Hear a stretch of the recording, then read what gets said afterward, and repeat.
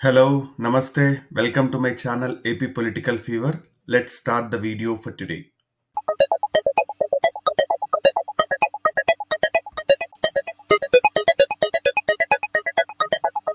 ప్రశాంత్ కిషోర్ భారత రాజకీయాల్లో పరిచయం అక్కర్లేని పేరని చెప్పొచ్చు.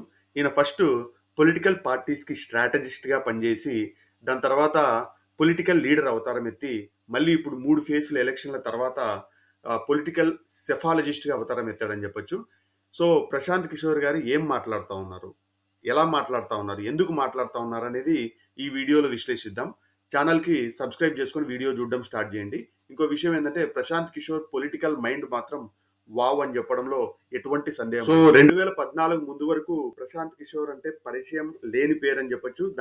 ఎప్పుడైతే మోడీ గారికి స్ట్రాటజిస్ట్ గా పనిచేశాడో అప్పటి ఎన్నికల్లో బీజేపీకి సోలోగానే మ్యాజిక్ ఫిగర్ దాటడం, తర్వాత నుంచి రాజకీయాల్లో తన స్ట్రాటజిస్ట్ గా తన పర్వాన్ని స్టార్ట్ చేశారని చెప్పొచ్చు.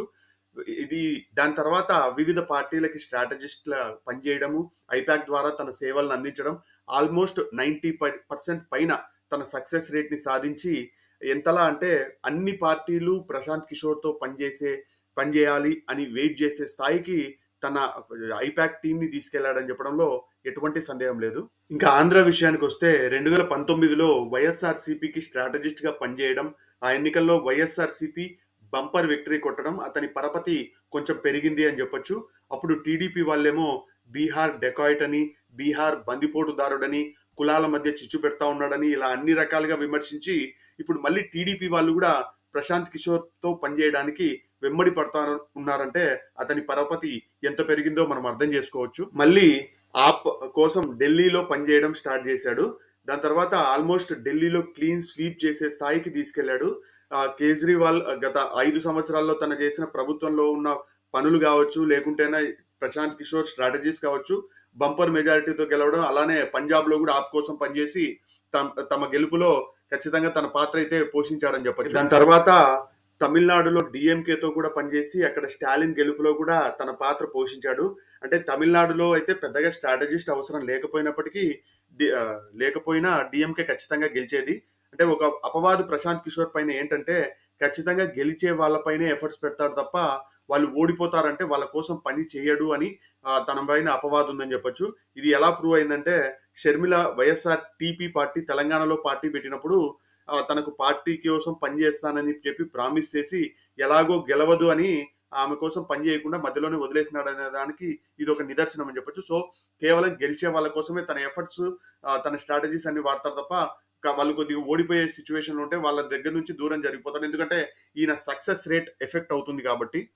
ఒకేసారి జరిగిన తమిళనాడు, వెస్ట్ బెంగాల్ ఎన్నికల్లో తమిళనాడులో స్టాలిన్ గారితో పనిచేసి, వెస్ట్ బెంగాల్లో మమతా బెనర్జీ గారితో పనిచేసి ఆమె గెలుపులో కూడా కీలక పాత్ర పోషించారని చెప్పడంలో ఎటువంటి సందేహం లేదు. దాని తర్వాత ఇంకా స్ట్రాటజిస్ట్ గా ఉండి వాళ్ళని గెలిపించేది వీళ్ళని గెలిపించేది ఎందుకు, నేనే సొంత కుంపటి పెట్టుకొని నేనే గెలుస్తా అని చెప్పి స్ట్రాటజిస్ట్ గా నేను ఇంకా రిటైర్ అయిపోతా ఉన్నాను, ఇంకా స్ట్రాటజిస్ట్ గా ఎవరికి పని చేయనని చెప్పేసి కొత్తగా పొలిటికల్ లీడర్ అవతారం ఎత్తారు అని చెప్పొచ్చు.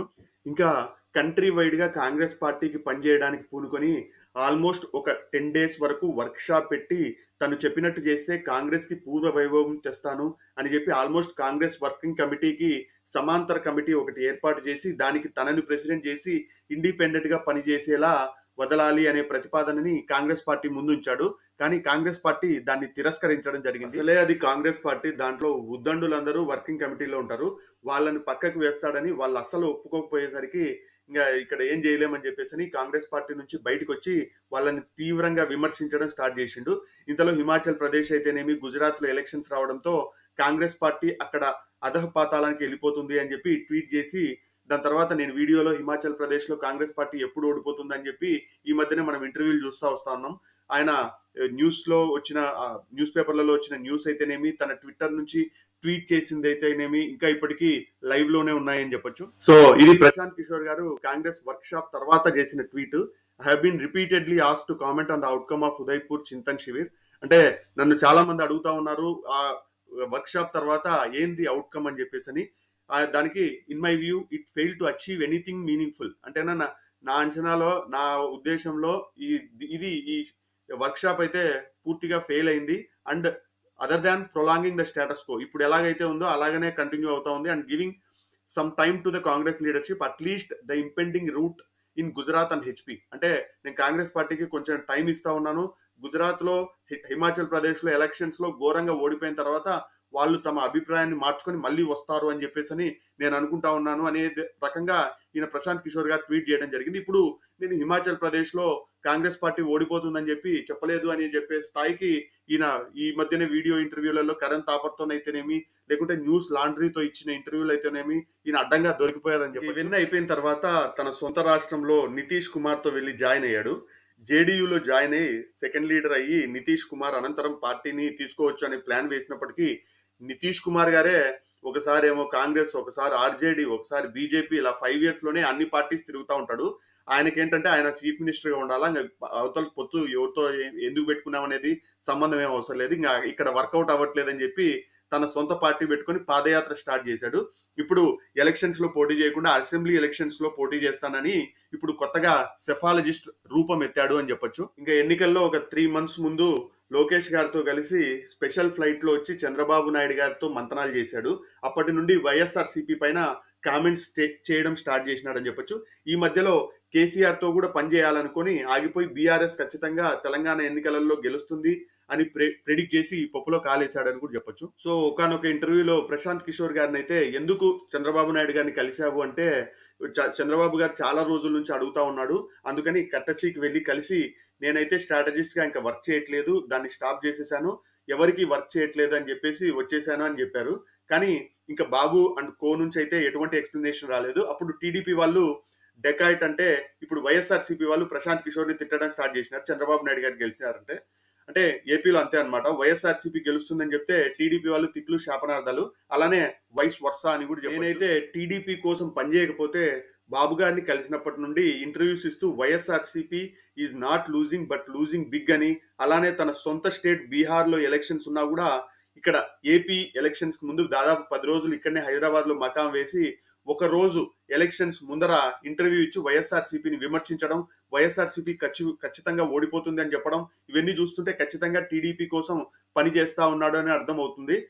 అతను వర్క్ చేయకపోతే ఏం సంబంధం లేని ఏపీ ఎలక్షన్స్ గురించి కామెంట్ చేయడం అవసరమా అనేది. సో ఇంకా ఇండియా వైడ్ ఎలక్షన్స్ లో అయితే ఎన్డీఏ అయితే 400 సీట్లు వస్తాయి అని ఎలక్షన్స్ వెళ్ళింది. కానీ 4 ఫేజ్లు ఎలక్షన్స్ అయ్యేసరికి సెఫాలజిస్టులు అందరూ ప్రెడిక్ట్ చేస్తా ఉన్నది ఏంటంటే ఎన్డీఏ టాలీ మాత్రం ఖచ్చితంగా తగ్గపోతా ఉందని ప్రెడిక్ట్ చేస్తా ఉంటే మన ప్రశాంత్ కిషోర్ గారు అయితే ఖచ్చితంగా బీజేపీకి గత ఎన్నికలలో వచ్చిన 300 కన్నా 330 వచ్చే స్థాయికి పెరిగింది అని చెప్పి స్టార్ట్ చేశాడు. బీజేపీకే సోలోగా 320 వస్తాయని స్టార్ట్ చేశాడు. ఎవరు ఒప్పుకున్నా ఒప్పుకోకపోయినా 2014లో అయితే మోడీ వేవ్ ఖచ్చితంగా బలంగా ఉండింది. ప్లస్ కాంగ్రెస్ తప్పులు బలంగా 2014లో ఎన్డీఏ మ్యాజిక్ ఫిగర్ దాటడానికి పనిచేసినాయి. 2019లో అయితే పుల్వామా, బాలాకోట్ బలమైన వేవ్ ఇప్పుడు ఉందా లేదా అనేది ఈజీగా ఇట్టే అర్థమైపోతుందని తెలిసిపోతుంది. అలానే ఇండియా కూటమి గెలుస్తుందా అంటే అది లేదు. కానీ BJP is losing seats and losing seats in Karnataka, UP, Rajasthan, Maharashtra, Madhya Pradesh.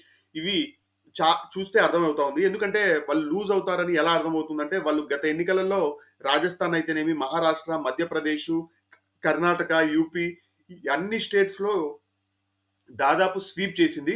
ఇప్పుడు స్వీప్ చేసే పరిస్థితి లేదు అని నేనైతే అనుకుంటా ఉన్నాను. కానీ ప్రశాంత్ కిషోర్ గారు అయితే అక్కడ స్వీప్ చేయకపోయినా కూడా ఖచ్చితంగా 330 వస్తాయి అని ఈయన ప్రెడిక్ట్ చేస్తా ఉన్నారు.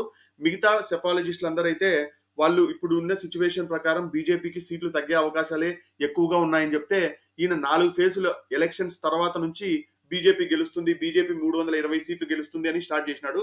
నేను ఎక్కడా ఫీల్డ్ లో తిరగలేదు, ఎవరితో సర్వేలు చేయించలేదు, కానీ నేను రూమ్ లో కూర్చొని ఈ ప్రెడిక్ట్ చేస్తా ఉన్నాను అని చెప్పి ఈయన చెప్తా ఉన్నారు. దీనికి ఎంతవరకు శాంటిటీ ఉందా లేదా అనేది మనకు June 4th తెలుసు. నన్ను అడిగితే బీజేపీకి ఒక 230 అలా వస్తే, వైఎస్ఆర్సీపీకి 20+ వస్తే, అలాగని కాకపోతే లేకుంటే టీడీపీకి ఒక 20+ వస్తే అప్పుడు మన అవసరం కేంద్రానికి ఉంటే ఏపీకి కొంచెం ఎక్కువగా పనులు జరిగే అవకాశాలు ఉన్నాయి. పోలవరం అయితేనేమి, విభజన హామీలు అయితేనేమి, ఆంధ్ర మర్చిపోయిన స్పెషల్ స్టాటస్ అయితేనేమి, ఇలా ఏదో ఒక హామీలు మనం ఖచ్చితంగా పట్టుబట్టి తీసుకొని వచ్చే అవకాశాలు ఉన్నాయి. టీడీపీకి 20+ వస్తాయా అంటే అది డౌటే, ఎందుకంటే పోటీ చేసేదే 17 కాబట్టి అది కొంచెం కష్టమే అనే ఆన్సర్స్ మాత్రం ఈ అన్ని ఆన్సర్స్ మాత్రం June 4th వరకు వెయిట్ చేయాల్సిందే. ఇది చాలా ఎగ్జైటింగ్ గా ఉంది. అలానే ఫస్ట్ వచ్చే ఎగ్జిట్ పోల్స్ కొంచెం ఇండియా వైడ్లో ఇచ్చే అవకాశం పిక్చర్, ఇండియా వైడ్లో ఎవరు అధికారంలోకి రాబోతున్నారు, ఎన్ని సీట్స్తో రాబోతున్నారు అనే పిక్చర్ వచ్చేటప్పటికి ఏపీలో అయితే సర్వేస్ కూడా డివైడెడ్గానే వచ్చే అవకాశాలు ఉన్నాయి. మనం చేసిన అరిథమెటిక్ సర్వే అలానే పోల్ ఆఫ్ ద పోల్స్ కూడా వీడియో చేస్తాము. సో ఇలాంటి అన్ని వీడియోస్ కోసం subscribe to my channel for more interesting videos. Thank you. Have a good day. Bye.